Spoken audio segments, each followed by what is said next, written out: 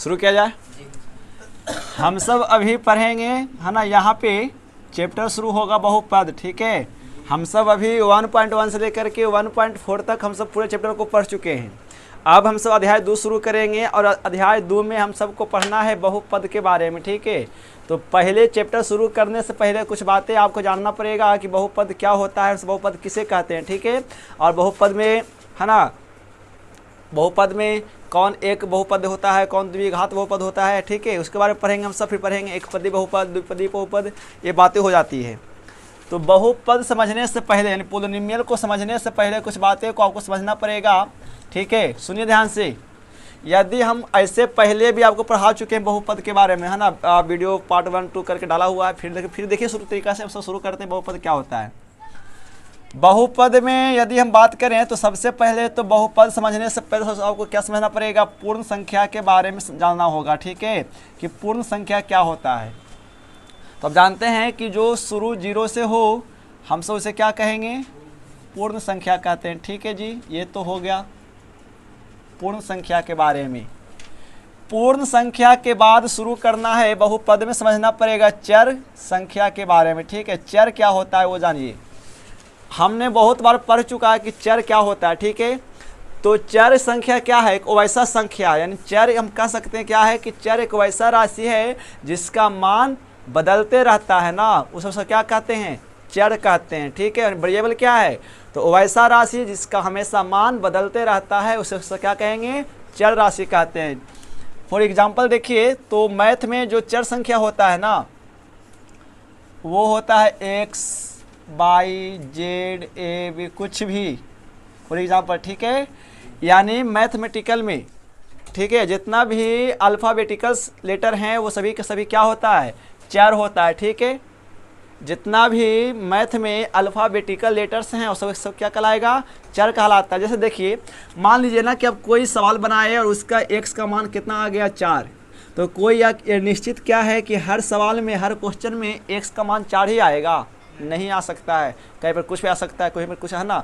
तो यानी क्या होगा कि एक्स का मान बदलते रहता है, तो जिसका मान बदलता है हम उसे क्या कहेंगे, चर राशि कहते हैं, ठीक है। चलिए, चर राशि के बाद यदि हम बात करें वहाँ पर मतलब क्या होता है कि जिसका मान बदलते रहेगा उसको क्या कहेंगे, उसको चर राशि कहते हैं। चर के बाद देखिए क्या होता है। और बहुपद समझने से पहले आपको इतना बात तो समझ में आना चाहिए, ठीक है। चर के बाद आइए अचर संख्या क्या होता है वो जानिए, ठीक है जी। यदि हम अचर की बात करें तो क्या होता है अचर में, कि वैसा राशि जिसका मान नहीं बदलता है, वो कांस्टेंट हो जाता है, ठीक है। जिसका मान फिक्स रहता है ना, हम सब उस राशि को क्या कहते हैं, अचर संख्या कहते हैं। फॉर एग्जांपल की यदि हम बात करें तो क्या होगा, देखिए, कोई भी मैथमेटिकल नंबर्स, जितना भी मैथमेटिकल्स नंबर है ना, वो सभी सभी क्या होगा, अचर संख्या होगा। 1 होगा, 2 होगा, 3 होगा, 4, 5, 6 जो, ठीक है। ये सभी का सभी क्या है, अचर, क्योंकि इसका मान कभी भी बदल नहीं सकता। यदि मान लीजिए कि हमने लिया यहाँ पे 3 और यदि इसी 3 को उठा के यहाँ पे लिख दे तो क्या बताइए, इसका मान चेंज हो जाएगा, चेंज नहीं हो सकता है, क्योंकि ये क्या है, अचर, इसका एक कांस्टेंट हो जाता है, ठीक है। तो याद रखेंगे कि जिसका मान नहीं बदलता उसे क्या कहते हैं, अचर राशि कहते हैं, और जिसका मान बदलता है उसका होता है, चर राशि होता है, ठीक है। तो चर और अचर के बाद देखिए, चर और अचर के बाद बहुपद समझने के लिए आपको समझना होगा बीजीय व्यंजक क्या है, ठीक है जी। बीजीय, ध्यान दीजिएगा, बीजीय व्यंजक होता क्या है वो जानिए, ठीक है। तो सुनिए, बीजीय व्यंजक क्या कहता है ना, कि चर और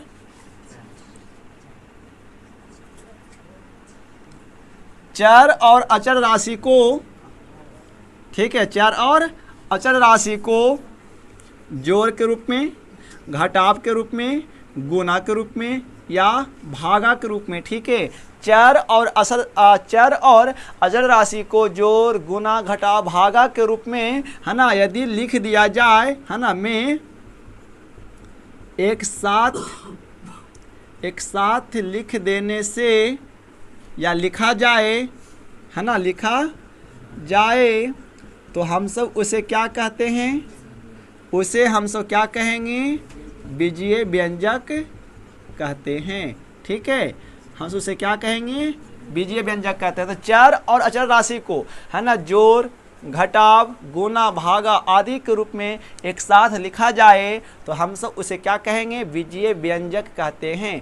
फॉर एग्जाम्पल यदि बात करें तो देखिए क्या होगा, जैसे मान लीजिए कि एक ये है अचर और ये है क्या, चर, तो कितना लिखा हुआ x+2 है ना, तो ये क्या है, एक बीजीय व्यंजक है, ठीक है। या कोई लिख दिया इस प्रकार से x-3, तो ये भी क्या है, एक बीजीय व्यंजक है। हाँ, चर और अचर को अब जब जोड़ घटाव गुना भागा आदि के रूप में लिखते हैं ना, तो सभी का सभी क्या कहलाएगा, बीजीय व्यंजक कहलाता है, ठीक है।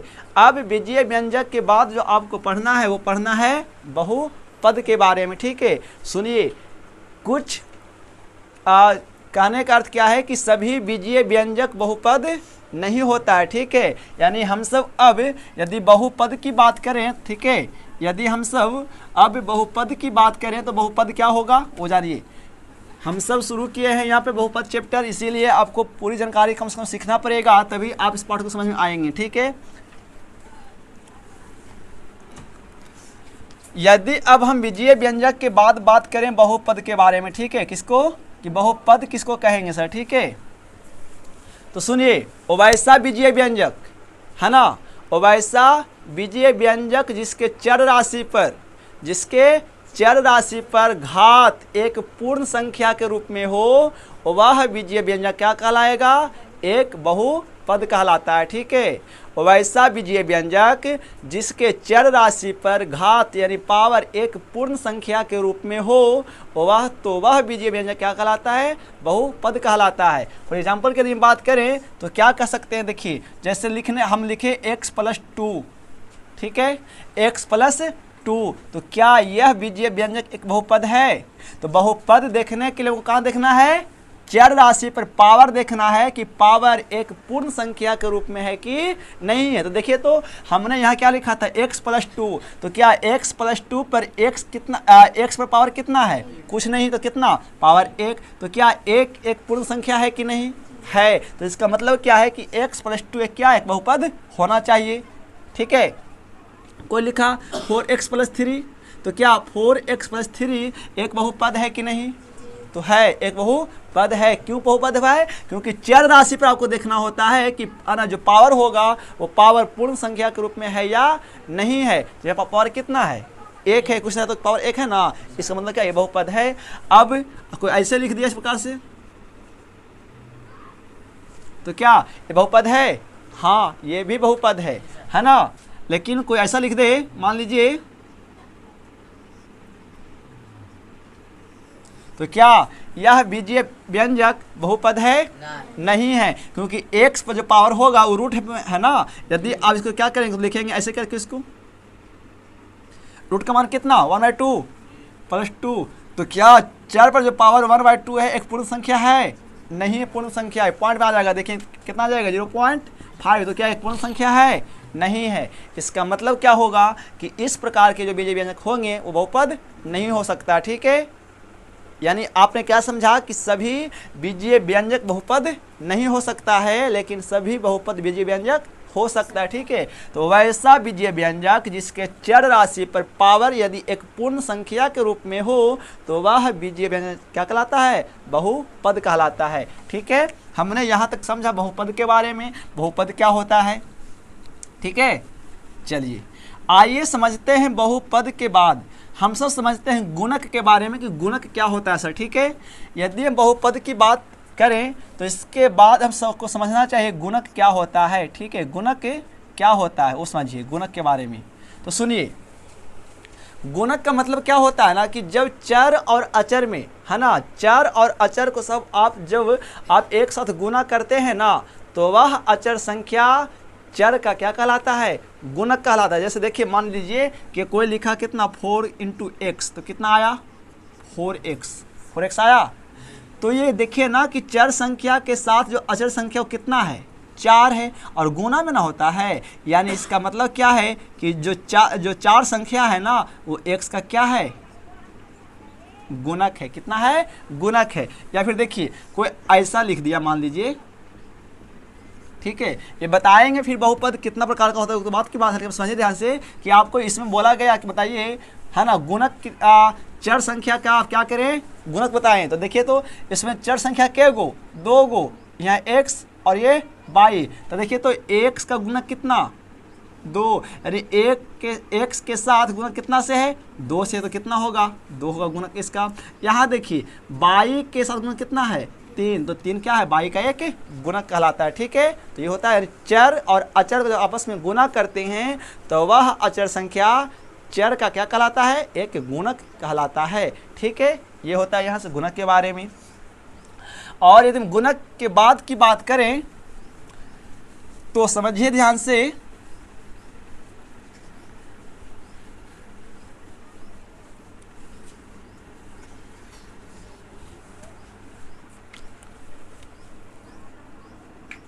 गुणक के बाद यदि हम समझें, है ना, समीकरण के बारे में, ठीक है, इक्वेशन के बारे में, तो देखिए समीकरण क्या होता है। जब आप किसी बहुपद में, ठीक है, जब आप, जैसे हमने लिखा एक बहुपद मान लीजिए इस प्रकार से, ठीक है, तो क्या ये वाला चीज जो लिखा हुआ है 6x² + 3x + 2, यह एक बहुपद है या यह एक समीकरण है? एक समीकरण है? नहीं, यह एक अभी बहुपद है। समीकरण क्या होगा वो जानिए कि जब आप बहुपद के बराबर में क्या करते हैं, 0 करते हैं ना, तब ये क्या बन जाता है, एक समीकरण बन जाता है। लेकिन अभी जब आप इसके बराबर 0 नहीं करते हैं तो ये क्या है, या एक बहुपद है। ये भी क्या है, एक बहुपद ही है। ये क्या है, अभी भी एक खाली x भी है ना, तो x क्या है, एक बहुपद है। ठीक है, x + y ये भी अभी क्या है, एक बहुपद है। लेकिन जैसे ही आप यदि इसके बराबर में 0 करते हैं तो यह बहुपद क्या बन जाता है, समीकरण बन जाता है। तो ये तो हो गया समीकरण के बारे में। तो यानी आप बहुपद को दर्शाएंगे कैसे, है ना, तो बहुपद को दर्शाने के लिए देखिए ध्यान से यहाँ क्या करना पड़ता है। यहाँ पे ये बहुपद x के रूप में है ना, तो उसे क्या करेंगे, f × x = 6x² + 3x प्रकार से क्या करते हैं, किसी भी एक बहुपद को दर्शाते हैं। ठीक है, हम सब क्या करते हैं, इस प्रकार से एक बहुपद को दर्शाते हैं। लेकिन जैसे ही यदि f(x) को हटा करके यदि अब बराबर में क्या कर दें, 0 कर दें, तो यह बहुपद ना कहलाकर क्या कहलाएगा, एक समीकरण कहलाता है। कोई दिक्कत? तो ये बहुपद और समीकरण में ये अंतर होता है। ठीक है, अब बहुपद कई प्रकार का होता है। बहुपद को हम सब बांटते हैं, है ना, घात के आधार पर या पद के आधार पर। देखिए ये बात ना है कि बहुपद का मतलब बहुत पद आएगा तभी वो बहुपद होगा, है ना। यदि केवल उसमें एक पद भी है ना तो वो फिर भी क्या है, एक बहुपद है। ठीक है, तो उसे क्या करेंगे, यहाँ पे पद को, है ना, बहुपद को बांटते हैं घात के आधार पर या पद के आधार पर। ठीक है, कि क्या होता है। और फिर उसमें भी होता है एक चर वाले बहुपद, 2 चर वाले बहुपद, है ना, ये होता है।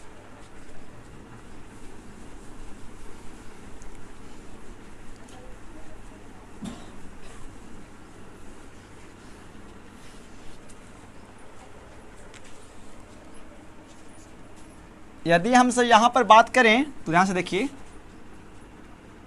तो आपने अभी क्या समझा, समीकरण समझने में आ गया होगा। बहुपद जो है ना, बहुपद कई प्रकार का होता है। ठीक है, यानी हम सब बहुपद को जो डिवाइड करेंगे वो हम सब बांट सकते हैं इसको। एक तो बांटेंगे क्या, पहले होता है बहुपद को घात के आधार पर, है ना, और फिर क्या होता है,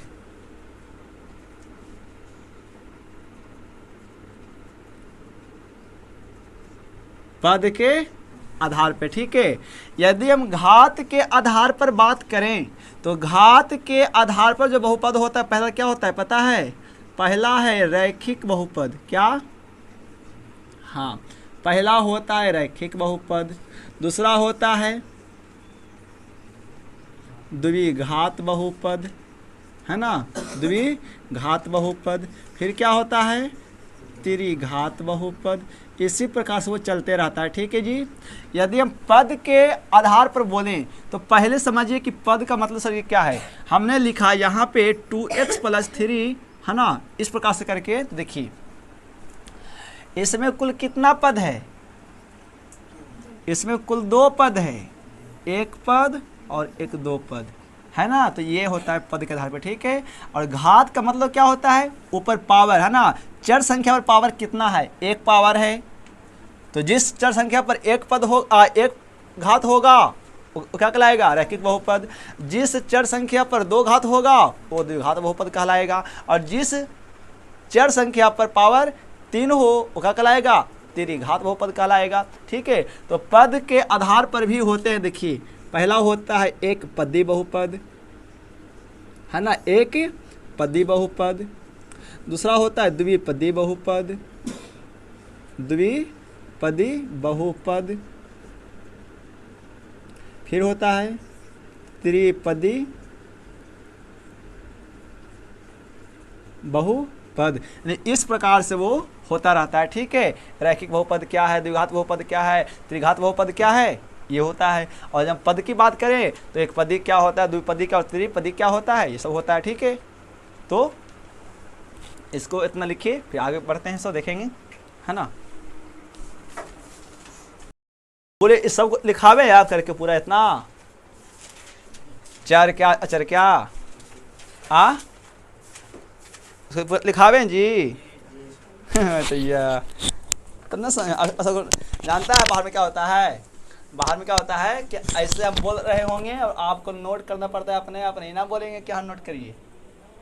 बाहर में खाली लेक्चर होता है, मतलब खबर बता रहे हैं तो बाकी नोट आप अपना कॉपी में करिए। वो फिर ना बोलेंगे कि हाँ जिसका ऐसे होता है चार्ज कहते हैं, उतना फिर बोलेगा तो फिर उतना जो आपको समझाया फिर इतना का फायदा हुआ, समझाने से हमारा फायदा हुआ, है ना। बाहर में ऐसा पढ़ाई होता है कि हम समझा रहे हैं, बता रहे हैं कि क्या क्या होता है, उसको नोट करिए अपने मन से, नोट करिए तो आपके लिए, ना नोट करिए तो आप अपना लिए। तो लिखिए सब अपने से पहले लिखिए चर संख्या के बारे में। ये तो इतने के लिए टाइम पार हो जाएगा हमारा।